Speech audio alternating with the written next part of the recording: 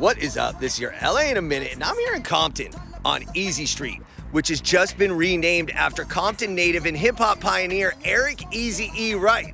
Now, Eazy-E's legacy goes far beyond music, especially here in the community of Compton. So I want to talk about Eazy-E Street and Eric Eazy-E Wright. Let's get into it. So Eric Wright was born in 1964 right here in Compton to a dad who was a postal worker and a mom who was a school administrator. He was always an intelligent, energetic kid, and he dropped out of high school in 10th grade to pursue some entrepreneurship and make some money and establish the foundation for a future that would further put Compton on the map. So Eric Wright had the entrepreneurial spirit, he had the energy, and he had a dream.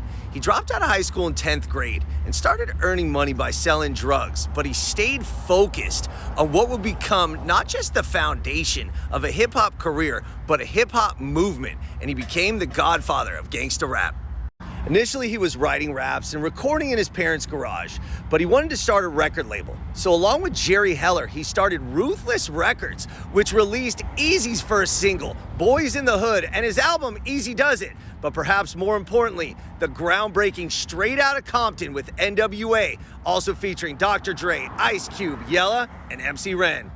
Straight Outta Compton put the world on notice. Here was a group of African-American men from Compton rapping with spirit, with energy, with pride, representing the city that was once represented by Mayor Douglas Doolittle, who was the mayor of the first city in California to have an African-American majority. With songs like Gangsta Gangsta and Fuck the Police bumping systems throughout Los Angeles, people were put on notice and authorities were scared. But what happened was Compton was asserting itself once again as a city to be reckoned with in Los Angeles and beyond. With Eazy-E as the frontman and the mastermind, NWA continued to put out hit albums, 100 Miles and Running, E-Full 4 Zaggin'. But even after some strife within NWA, Ruthless Records kept right on chugging as Eazy-E put out his own solo albums and then signed Bone Thugs and Harmony. It's easy to look at Eazy-E or Eric Wright through the lens of, oh, he was a high school dropout, he sold marijuana, gangster rap. But you know what? He was a good man that did great for his community. Throughout his career, he was always volunteering at schools. He was always telling kids to stay in school. He would go to juvenile detention facilities. So behind the tough veneer was really a good-hearted man. So it was because of those human contributions, and of course his lasting legacy, that inspired Alonzo Williams to spearhead the movement to rename Auto Drive South after Eazy-E. Alonzo Williams was one of the earliest West Coast hip-hop pioneers and one of the earliest collaborators with Eric Wright.